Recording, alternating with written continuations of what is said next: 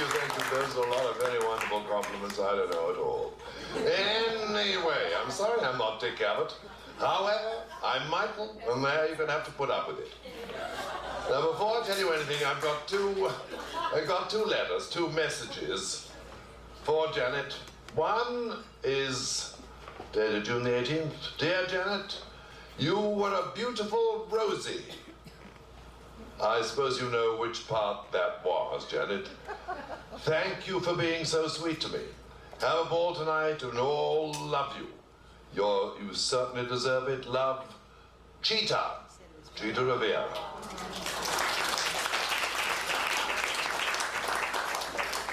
This other letter is from Blake Edwards.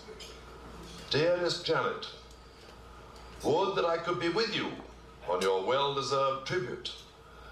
But the other woman in my life has booked me for the weekend. 50 years. What a feat. And now looking back, I recall vividly the day I secretly fell in love with my leading lady. I'm sure you remember. We're shooting Perfect Furlough, and I wanted a special reaction from Tone. I'm not sure that I know what tone means, as was something technical to do with movies. So I ordered everyone to turn their backs while you opened your blouse and exposed the promised land to your leading man. After all those years, I feel obliged to admit that I peaked and immediately became your biggest fan. Love always, Blake.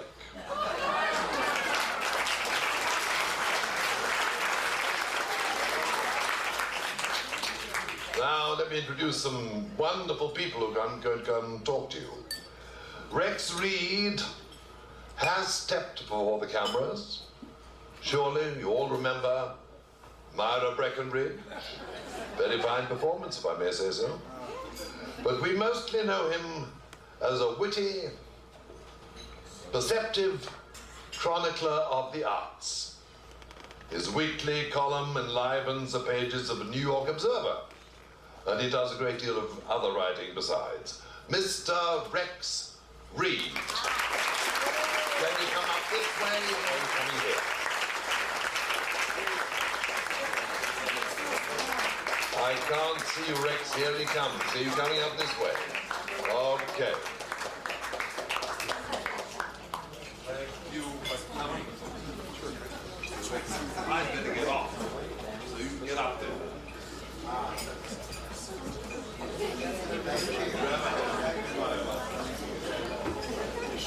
Thank you, Michael.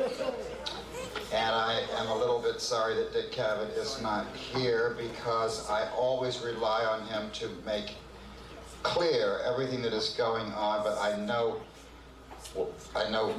seriously how important it is when shock treatments are necessary elsewhere. And as I said before, I don't have a very clear picture of what's going on here. Usually these tributes are reserved for people who are on the verge of departure. But clearly Janet Leigh is not saying goodbye to anything.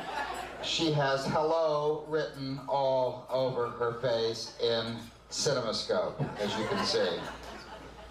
I've been telling people for days I'm not free Sunday night. I'm doing this tribute to Janet Leigh. And everybody said, why? And I said, because she's Janet Leigh and everybody loves Janet Leigh. And they said, oh. And then I thought, she must be ill. She must be ill. Have you noticed how all of these things always happen? These great tributes happen in the honor of people who died 2 days later in Roswell, New Mexico, you know, and you never even knew anything was wrong.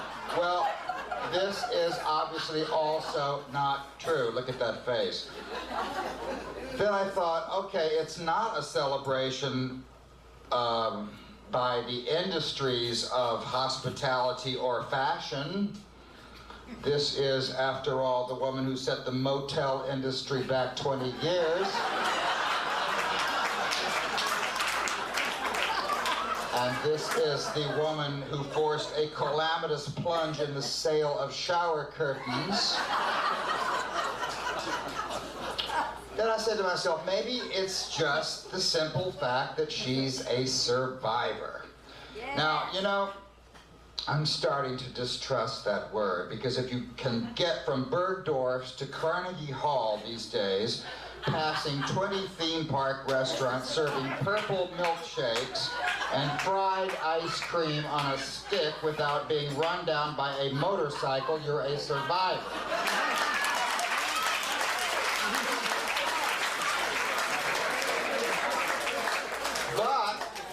But look at this remarkable lady's career and think twice. I just spent a weekend watching nothing but Janet Leigh movies. And I can tell you that some movie stars wake up one morning and look into the mirror that does not lie and realize they're over 50 and their lives have lost their meaning. Youth is gone, the phone doesn't ring, and the enemy is the close-up.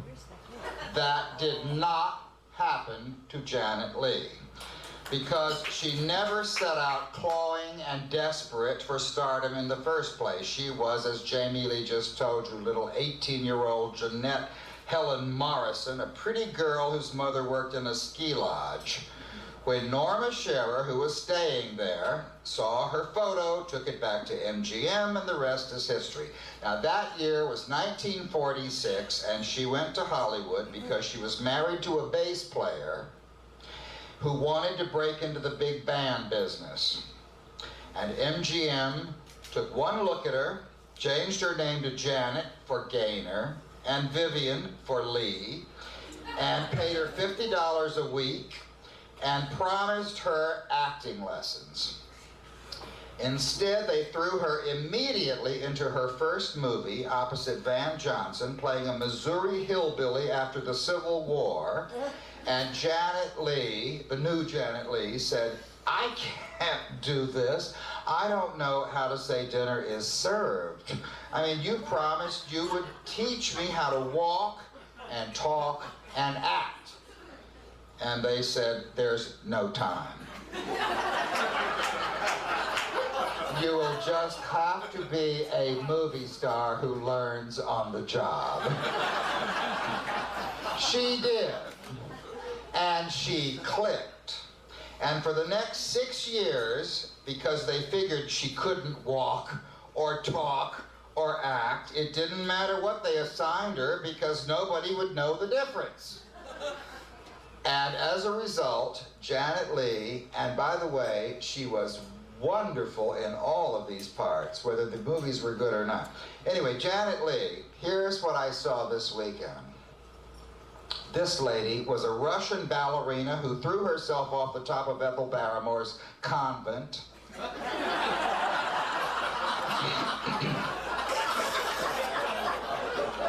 She was a Cockney unwed mother who commits suicide and left Walter Pidgeon to take the blame.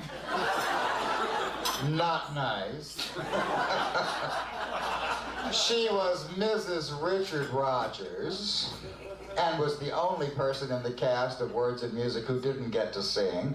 And when Dorothy Rogers and Richard Rogers visited the set, Dorothy said to Dick Rogers, "What do you think about Janet Leigh playing me in this movie?" And Dick Rogers said, "I tell you what, you stay at the studio, send Janet Leigh home to me." In her next movie, she was upstaged by Lassie.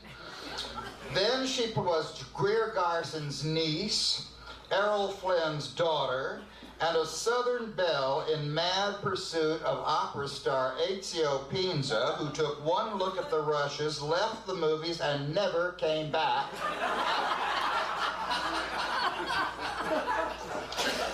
In The Doctor and the Girl, she gave Gloria DeHaven an abortion and scandalized Louis B. Mayer so much he forced her into the dullest of the four sisters in Little Women.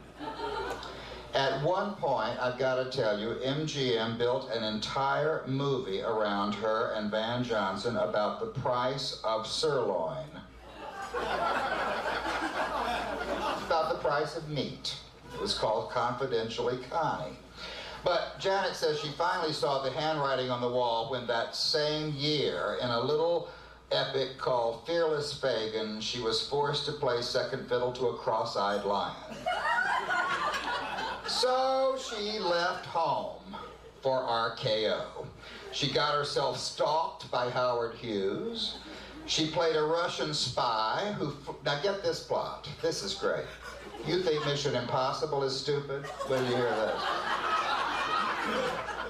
In her first big grown-up movie, she played a Russian spy who flees Siberia in a MiG jet, mysteriously landing at an American air base, where John Wayne teaches her the pleasures of eating steaks, guzzling champagne, and lolling around the pool in Palm Springs. Naturally, they fall in love, marry, and wing it back to the Soviet Union, only now John Wayne is the spy for the Pentagon. And she saves him from a hypodermic needle that is about to turn him into one of the Three Stooges, and naturally gives up communism for eating steaks, guzzling champagne, and lolling around the pool in Palm Springs. All in plunging negligees that reveal so much cleavage, the movie was banned by the Legion of Decency and made Janet an international sex symbol. She survived all of that. She survived a series of flicks with Tony Curtis, like The Black Shield of Falworth, famous in cinema history as the one in which he uttered the immortal line, "Yonder lies the castle of Bifana." But even a sex symbol has time limits. She finally landed in a big, splashy musical, Bye Bye Birdie, and of course she was glorious. And what happened? Anne Margaret got all the publicity, which is the reason probably why at the enormous party for Bye Bye Birdie, the premiere at Sardi's in New York, all the flashbulbs were going around Anne Margaret. And people were knocking themselves down trying to get to Anne Margaret, who was just this kid, you know, it was one of her very first pictures. Janet Leigh was the star of this movie, but everybody was knocking Anne Margaret down. And then everybody was expected to speak. And as it became each person's turn to speak, they said something wonderful. And finally, Maureen Stapleton, who played the mother in the picture, who was dead drunk, got up and staggered around and said, "I guess Janet Leigh and me are the only two people here who don't want to fuck Anne Margaret."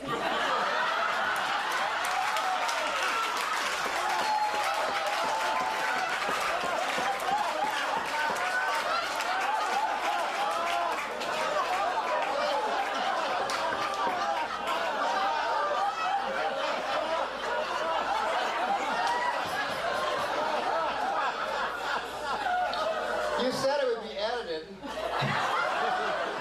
So, is it any wonder that Janet Leigh headed for the Bates Motel? It took her, what, 46 to 1960? It took her, oh, my arithmetic is terrible. What is that, 16 years? 14 years to finally really prove that she could be taken seriously by the critics. And boy, was she ever, in The Manchurian Candidate and Touch of Evil. Very famous. Also, if she will forgive me one moment, also famous, not for one of her own lines, although she was great in the picture, but for the very famous line of Marlene Dietrich playing a gypsy fortune teller who takes one look at Orson Welles and says, better lay off the candy bars, baby, you're a mess. My favorite line in a Janet Leigh movie. Anyway, she survived that Hollywood publicity machine, all collected now in scrapbooks that she gave her two daughters with stories like how Janet Leigh gives a celebrity Easter egg hunt, which she says she could hardly believe was her. She has survived more than 55 movies. She's got a head on her shoulder. She's a great mother. Van Johnson, who rates all of his leading ladies by how well they can cook, says she can take 2 eggs and make you believe you're at La Côte Basque. And take one look at that face. Next month, 70 years old. And tell me she's not doing it right.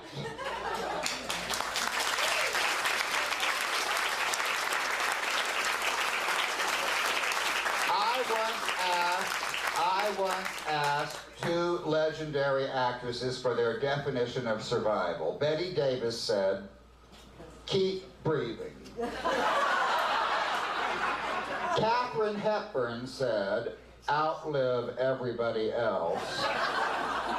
Janet Leigh is doing both, and doing it so well, I have a feeling we're going to be doing this all over again.